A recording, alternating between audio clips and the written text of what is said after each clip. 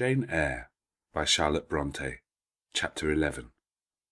A new chapter in a novel is something like a new scene in a play, and when I draw up the curtain this time, reader, you must fancy you see a room in the George Inn at Millcote, with such large figured papering on the walls as inn-rooms have, such a carpet, such furniture, such ornaments on the mantelpiece, such prints, including a portrait of George III and another of the Prince of Wales, and a representation of the death of Wolfe.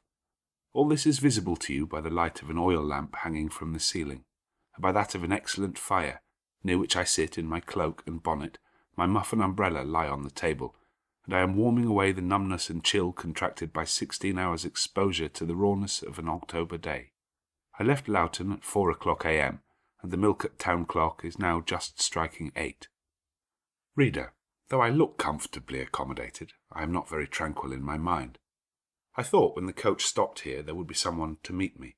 I looked anxiously round as I descended the wooden steps, the boots placed for my convenience, expecting to hear my name pronounced and to see some description of carriage waiting to convey me to Thornfield. Nothing of the sort was visible, and when I asked a waiter if anyone had been to inquire after a Miss Eyre, I was answered in the negative, so I had no resource but to request to be shown into a private room. And here I am waiting, while all sorts of doubts and fears are troubling my thoughts. It is a very strange sensation to inexperienced youth to feel itself quite alone in the world, cut adrift from every connection, uncertain whether the port to which it is bound can be reached, and prevented by many impediments from returning to that it has quitted. The charm of adventure sweetens that sensation. The glow of pride warms it, but then the throb of fear disturbs it. And fear with me became predominant when half an hour elapsed and still I was alone. I bethought myself to ring the bell. "Is there a place in this neighbourhood called Thornfield?" I asked of the waiter who answered the summons. "Thornfield? I don't know, ma'am. I'll inquire at the bar." He vanished, but reappeared instantly. "Is your name Eyre, miss?" "Yes." "Person here waiting for you." I jumped up, took my muff and umbrella, and hastened into the inn passage. A man was standing by the open door, and in the lamp-lit street I dimly saw a one-horse conveyance. "This will be your luggage, I suppose," said the man rather abruptly when he saw me, pointing to my trunk in the passage. "Yes." He hoisted it onto the vehicle, which was a sort of car, and then I got in. Before he shut me up, I asked him how far it was to Thornfield. "A matter of 6 miles." "How long shall we be before we get there?" "Happen an hour and a half." He fastened the car door, climbed to his own seat outside, and we set off. Our progress was leisurely, and gave me ample time to reflect. I was content to be at length so near the end of my journey, and as I leaned back in the comfortable though not elegant conveyance, I meditated much at my ease. I suppose, thought I, judging from the plainness of the servant and carriage, Mrs. Fairfax is not a very dashing person. So much the better. I never lived amongst fine people but once, and I was very miserable with them. I wonder if she lives alone, except this little girl. If so, and if she is in any degree amiable, I shall surely be able to get on with her. I will do my best. It is a pity that doing one's best does not always answer. At Lowood, indeed, I took that resolution, kept it, and succeeded in pleasing. But with Mrs. Reed I remember my best was always spurned with scorn. I pray God Mrs. Fairfax may not turn out to second Mrs. Reed. But if she does, I am not bound to stay with her. Let the worst come to the worst. I can advertise again. How far are we on our road now, I wonder? I let down the window and looked out. Millcote was behind us. Judging by the number of its lights, it seemed a place of considerable magnitude, much larger than Loughton. We were now, as far as I could see, on a sort of common, but there were houses scattered all over the district. I felt we were in a different region to Lowood, more populous, less picturesque, more stirring, less romantic. The roads were heavy, the night misty. My conductor let his horse walk all the way, and the hour and a half extended, I verily believe, to 2 hours. At last he turned in his seat and said, "You're known so far for a Thornfield now." Again I looked out. We were passing a church. I saw its low, broad tower against the sky, and its bell was tolling a quarter. I saw a narrow galaxy of lights, too, on a hillside marking a village or hamlet. About 10 minutes after, the driver got down and opened a pair of gates. We passed through, and they clashed to behind us. We now slowly ascended a drive, and came upon the long front of a house. Candlelight gleamed from one curtained bow window. All the rest were dark. The car stopped at the front door. It was opened by a maidservant. I alighted and went in. "Will you walk this way, ma'am?" said the girl, and I followed her across a square hall with high doors all round. She ushered me into a room whose double illumination of fire and candle at first dazzled me, contrasting as it did with the darkness to which my eyes had been for 2 hours inured. When I could see, however, a cosy and agreeable picture presented itself to my view. A snug, small room, a round table by a cheerful fire, an armchair high-backed and old-fashioned, wherein sat the neatest imaginable little elderly lady in widow's cap, black silk gown and snowy muslin apron, exactly like what I had fancied Mrs. Fairfax, only less stately and milder looking. She was occupied in knitting. A large cat sat demurely at her feet. Nothing, in short, was wanting to complete the beau ideal of domestic comfort. A more reassuring introduction for a new governess could scarcely be conceived. There was no grandeur to overwhelm, no stateliness to embarrass, and then, as I entered, the old lady got up and promptly and kindly came forward to meet me. "How do you do, my dear? I am afraid you have had a tedious ride.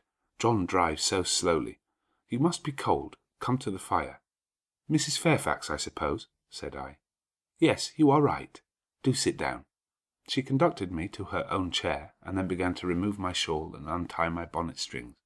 I begged she would not give herself so much trouble. "Oh, it is no trouble. I dare say your own hands are almost numbed with cold. Leah, make a little hot negus and cut a sandwich or two. Here are the keys of the storeroom." And she produced from her pocket a most housewifely bunch of keys and delivered them to the servant. "Now then, draw nearer to the fire," she continued. "You've brought your luggage with you, haven't you, my dear?" "Yes, ma'am." "I'll see it carried to your room," she said, and bustled out. She treats me like a visitor, thought I. I little expected such a reception. I anticipated only coldness and stiffness. This is not like what I have heard of the treatment of governesses, but I must not exult too soon. She returned, with her own hands cleared her knitting apparatus and a book or two from the table to make room for the tray which Leah now brought, and then herself handed me the refreshments. I felt rather confused at being the object of more attention than I had ever before received, and that too shown by my employer and superior. But as she did not herself seem to consider she was doing anything out of her place, I thought it better to take her civilities quietly. "Shall I have the pleasure of seeing Miss Fairfax tonight?" I asked, when I had partaken of what she offered me. "What did you say, my dear? I am a little deaf," returned the good lady, approaching her ear to my mouth. I repeated the question more distinctly. "Miss Fairfax? Oh, you mean Miss Varens. Varens is the name of your future pupil." "Indeed? Then she is not your daughter?" "No, I have no family." I should have followed up my first inquiry by asking in what way Miss Varens was connected with her, but I recollected it was not polite to ask too many questions. Besides, I was sure to hear in time. "I am so glad," she continued, as she sat down opposite to me and took the cat on her knee. "I am so glad you are come. It will be quite pleasant living here now with a companion. To be sure, it is pleasant at any time, for Thornfield is a fine old hall, rather neglected of late years perhaps, but still it is a respectable place. Yet you know in winter-time one feels dreary quite alone in the best quarters.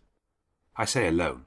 Leah is a nice girl, to be sure, and John and his wife are very decent people, but then you see they are only servants, and one can't converse with them on terms of equality. One must keep them at due distance for fear of losing one's authority. I am sure last winter, it was a very severe one, if you recollect, and when it did not snow it rained and blew. Not a creature but the butcher and postman came to this house, from November till February, and I really got quite melancholy with sitting night after night alone. I had Leah in to read to me sometimes, but I don't think the poor girl liked the task much. She felt it confining. In spring and summer one got on better. Sunshine and long days make such a difference. And then, just at the commencement of this autumn, little Adela Varens came and her nurse. A child makes a house alive all at once, and now you are here I shall be quite gay." My heart really warmed to the worthy lady as I heard her talk, and I drew my chair a little nearer to her, and expressed my sincere wish that she might find my company as agreeable as she anticipated. "But I'll not keep you sitting up late tonight," said she. "It is on the stroke of 12 now, and you have been travelling all day. You must feel tired. If you have got your feet well warmed, I'll show you your bedroom. I've had the room next to mine prepared for you. It is only a small apartment, but I thought you would like it better than one of the large front chambers. To be sure, they have finer furniture, but they are so dreary and solitary. I never sleep in them myself." I thanked her for her considerate choice, and as I really felt fatigued with my long journey, expressed my readiness to retire. She took her candle, and I followed her from the room. First she went to see if the hall door was fastened. Having taken the key from the lock, she led the way upstairs. The steps and banisters were of oak. The staircase window was high and latticed. Both it and the long gallery into which the bedroom doors opened looked as if they belonged to a church rather than a house. A very chill and vault-like air pervaded the stairs and gallery, suggesting cheerless ideas of space and solitude, and I was glad, when finally ushered into my chamber, to find it of small dimensions and furnished in ordinary modern style. When Mrs. Fairfax had bidden me a kind good night, and I had fastened my door, gazed leisurely round, and in some measure effaced the eerie impression made by that wide hall, that dark and spacious staircase, and that long cold gallery by the livelier aspect of my little room, I remembered that, after a day of bodily fatigue and mental anxiety, I was now at last in safe haven. The impulse of gratitude swelled my heart, and I knelt down at the bedside, and offered up thanks where thanks were due, not forgetting, ere I rose, to implore aid on my further path, and the power of meriting the kindness which seemed so frankly offered me before it was earned. My couch had no thorns in it that night, my solitary room no fears. At once weary and content, I slept soon and soundly. When I awoke, it was broad day. The chamber looked such a bright little place to me as the sun shone in between the gay blue chintz window curtains, showing papered walls and a carpeted floor so unlike the bare planks and stained plaster of Lowood that my spirits rose at the view. Externals have a great effect on the young. I thought that a fairer era of life was beginning for me, one that was to have its flowers and pleasures as well as its thorns and toils. My faculties, roused by the change of scene, the new field offered to hope, seemed all astir. I cannot precisely define what they expected, but it was something pleasant, not perhaps that day or that month, but at an indefinite future period. I rose. I dressed myself with care, obliged to be plain, for I had no article of attire that was not made with extreme simplicity. I was still by nature solicitous to be neat. It was not my habit to be disregardful of appearance or careless of the impression I made. On the contrary, I ever wished to look as well as I could and to please as much as my want of beauty would permit. I sometimes regretted that I was not handsomer. I sometimes wished to have rosy cheeks, a straight nose, and small cherry mouth. I desired to be tall, stately, and finely developed in figure. I felt it a misfortune that I was so little, so pale, and had features so irregular and so marked. And why had I these aspirations and these regrets? It would be difficult to say. I could not then distinctly say it to myself, yet I had a reason, and a logical, natural reason too. However, when I had brushed my hair very smooth, and put on my black frock, which, Quaker-like as it was, at least had the merit of fitting to a nicety, and adjusted my clean white tucker, I thought I should do respectably enough to appear before Mrs. Fairfax, and that my new pupil would not at least recoil from me with antipathy. Having opened my chamber window and seen that I left all things straight and neat on the toilet table, I ventured forth. Traversing the long and matted gallery, I descended the slippery steps of oak, then gained the hall. I halted there a minute. I looked at some pictures on the walls. One, I remember, represented a grim man in a cuirass, and one a lady with powdered hair and a pearl necklace. At a bronze lamp pendant from the ceiling, at a great clock whose case was of oak curiously carved, and ebon black with time and rubbing. Everything appeared very stately and imposing to me, but then I was so little accustomed to grandeur. The hall door, which was half of glass, stood open. I stepped over the threshold. It was a fine autumn morning. The early sun shone serenely on embrowned groves and still green fields. Advancing onto the lawn, I looked up and surveyed the front of the mansion. It was 3 stories high, of proportions not vast, though considerable. A gentleman's manor-house, not a nobleman's seat. Battlements round the top gave it a picturesque look. Its grey front stood out well from the background of a rookery whose cawing tenants were now on the wing. They flew over the lawn and grounds to alight in a great meadow, from which these were separated by a sunk fence, and where an array of mighty old thorn trees, strong, knotty, and broad as oaks, at once explained the etymology of the mansion's designation. Farther off were hills, not so lofty as those round Lowood, nor so craggy, nor so like barriers of separation from the living world, but yet quiet and lonely hills enough, and seeming to embrace Thornfield with a seclusion I had not expected to find existent so near the stirring locality of Millcote. A little hamlet, whose roofs were blent with trees, straggled up the side of one of these hills. The church of the district stood nearer Thornfield. Its old tower top looked over a knoll between the house and gates. I was yet enjoying the calm prospect and pleasant fresh air, yet listening with delight to the cawing of the rooks, yet surveying the wide hoary front of the hall, and thinking what a great place it was for one lonely little dame like Mrs. Fairfax to inhabit, when that lady appeared at the door. "What, out already?" said she. "I see you are an early riser." I went up to her, and was received with an affable kiss and shake of the hand. "How do you like Thornfield?" she asked. I told her I liked it very much. "Yes," she said, "it is a pretty place, but I fear it will be getting out of order unless Mr. Rochester should take it into his head to come and reside here permanently, or at least visit it rather oftener. Great houses and fine grounds require the presence of the proprietor." "Mr. Rochester?" I exclaimed. "Who is he?" "The owner of Thornfield," she responded quietly. "Did you not know he was called Rochester?" Of course I did not. I had never heard of him before, but the old lady seemed to regard his existence as a universally understood fact with which everybody must be acquainted by instinct. "I thought," I continued, "Thornfield belonged to you." "To me? Bless you, child, what an idea! To me? I am only the housekeeper, the manager. To be sure, I am distantly related to the Rochesters by the mother's side, or at least my husband was. He was a clergyman, incumbent of Hay, that little village yonder on the hill, and that church near the gates was his. The present Mr. Rochester's mother was a Fairfax, and second cousin to my husband, but I never presume on the connection. In fact, it is nothing to me. I consider myself quite in the light of an ordinary housekeeper. My employer is always civil, and I expect nothing more." "And the little girl, my pupil?" "She is Mr. Rochester's ward. He commissioned me to find a governess for her. He tended to have her brought up in this shire, I believe. Here she comes, with her bonne, as she calls her nurse." The enigma, then, was explained. This affable and kind little widow was no great dame, but a dependent like myself. I did not like her the worse for that.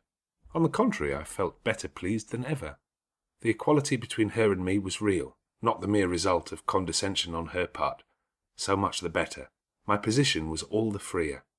As I was meditating on this discovery, a little girl, followed by her attendant, came running up the lawn. I looked at my pupil, who did not at first appear to notice me. She was quite a child, perhaps 7 or 8 years old, slightly built, with a pale, small-featured face, and a redundancy of hair falling in curls to her waist. "Good morning, Miss Adela," said Mrs. Fairfax. "Come and speak to the lady who is to teach you and to make you a clever woman some day." She approached. "C'est là ma gouvernante?" said she, pointing at me and addressing her nurse, who answered, "Mais oui, certainement." "Are they foreigners?" I inquired, amazed at hearing the French language. The nurse is a foreigner, and Adela was born on the continent, and I believe never left it till within 6 months ago. When she first came here she could speak no English. Now she can make shift to talk it a little. I don't understand her. She mixes it so with French. But you will make out her meaning very well, I dare say. Fortunately, I had had the advantage of being taught French by a French lady, and as I had always made a point of conversing with Madame Pierrot as often as I could, and had besides, during the last 7 years, learnt a portion of French by heart daily, applying myself to take pains with my accent, and imitating as closely as possible the pronunciation of my teacher, I had acquired a certain degree of readiness and correctness in the language, and was not likely to be much at a loss with Mademoiselle Adela. She came and shook hands with me when she heard that I was her governess, and as I led her in to breakfast, I addressed some phrases to her in her own tongue. She replied briefly at first, but after we were seated at the table, and she had examined me some 10 minutes with her large hazel eyes, she suddenly commenced chattering fluently.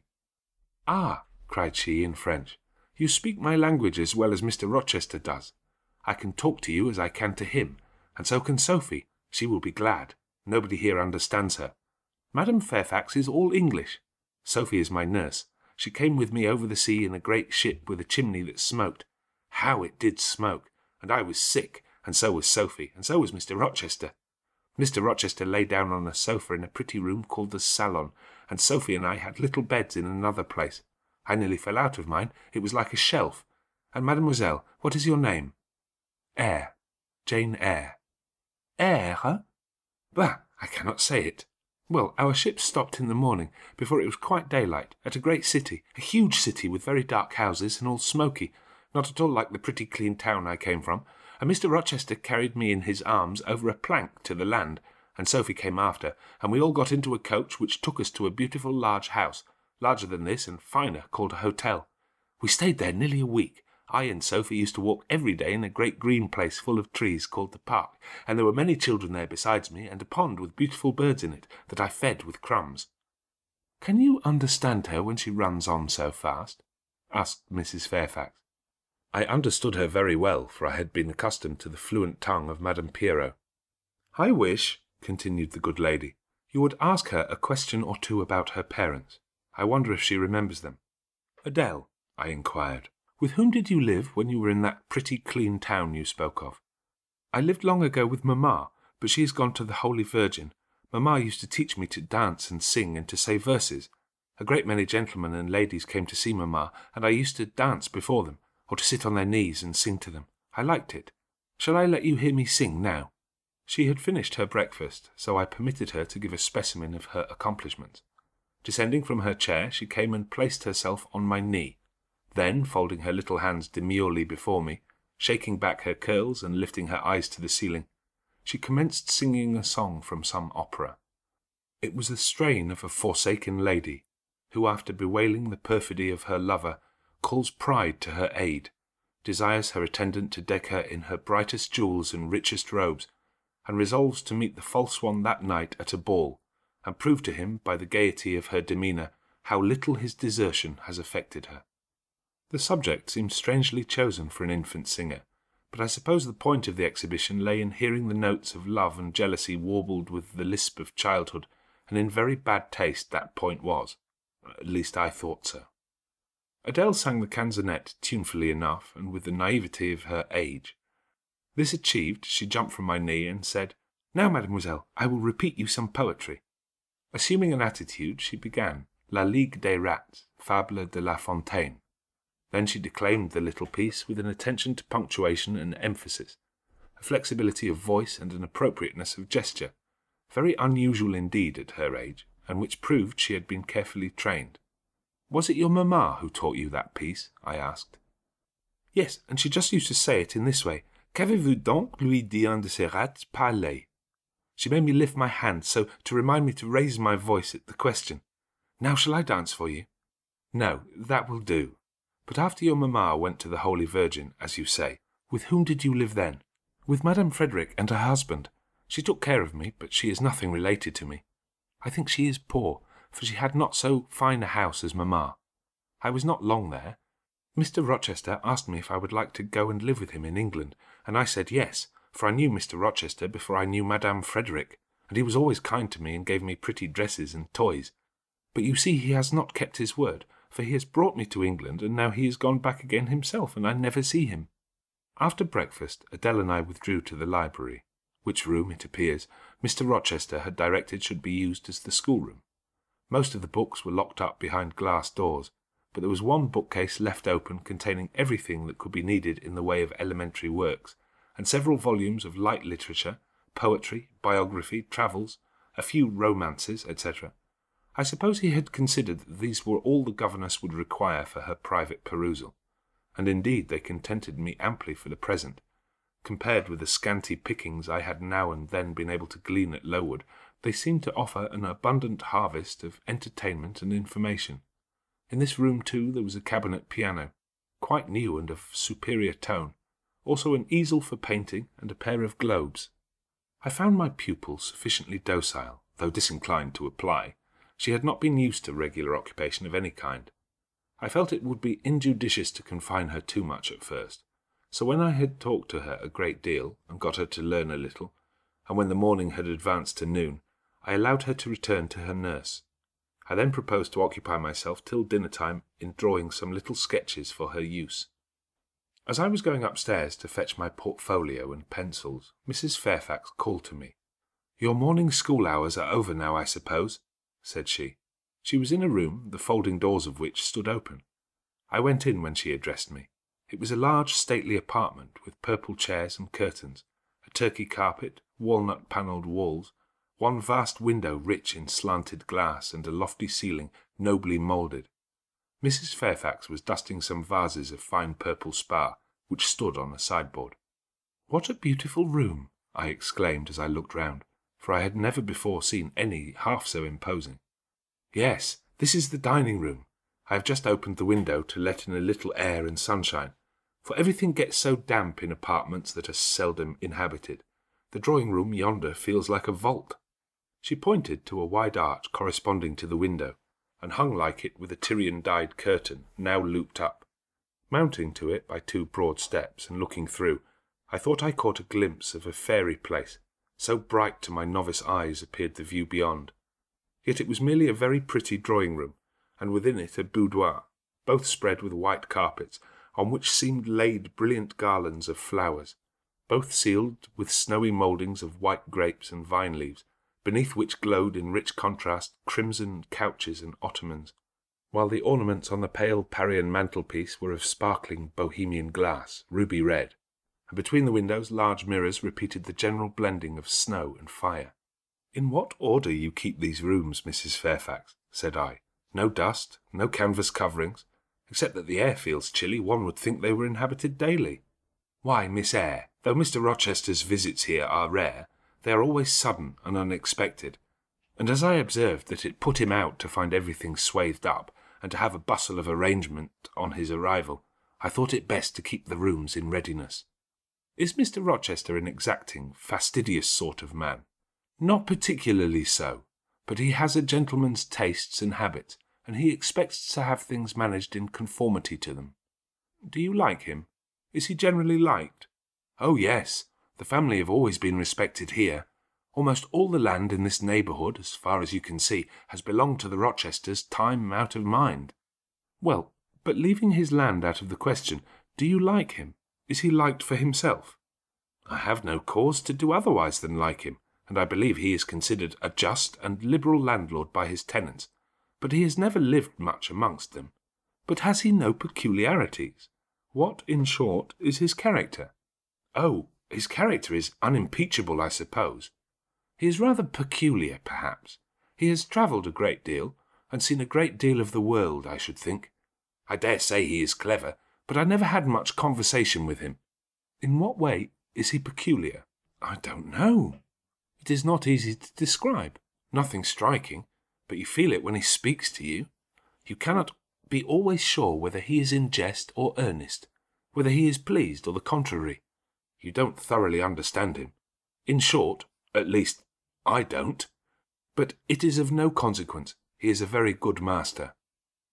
This was all the account I got from Mrs. Fairfax of her employer and mine. There are people who seem to have no notion of sketching a character, or observing and describing salient points, either in persons or things. The good lady evidently belonged to this class. My queries puzzled, but did not draw her out. Mr. Rochester was Mr. Rochester in her eyes, a gentleman, a landed proprietor, nothing more. She inquired and searched no further, and evidently wondered at my wish to gain a more definite notion of his identity. When we left the dining-room, she proposed to show me over the rest of the house, and I followed her upstairs and downstairs, admiring as I went, for all was well arranged and handsome. The large front chambers I thought especially grand, and some of the third-story rooms, though dark and low, were interesting from their air of antiquity. The furniture, once appropriated to the lower apartments, had from time to time been removed here, as fashions changed, and the imperfect light entering by their narrow casements showed bedsteads of 100 years old, chests in oak or walnut, looking with their strange carvings of palm branches and cherubs' heads like types of the Hebrew ark, rows of venerable chairs, high-backed and narrow, stools still more antiquated, on whose cushioned tops were yet apparent traces of half-effaced embroideries wrought by fingers that for 2 generations had been coffin dust. All these relics gave to the 3rd story of Thornfield Hall the aspect of a home of the past, a shrine of memory. I liked the hush, the gloom, the quaintness of these retreats in the day, but I by no means coveted a night's repose on one of those wide and heavy beds. Shut in, some of them, with doors of oak, shaded others with wrought old English hangings crusted with thick work, portraying effigies of strange flowers and stranger birds and strangest human beings, all which would have looked strange indeed by the pallid gleam of moonlight.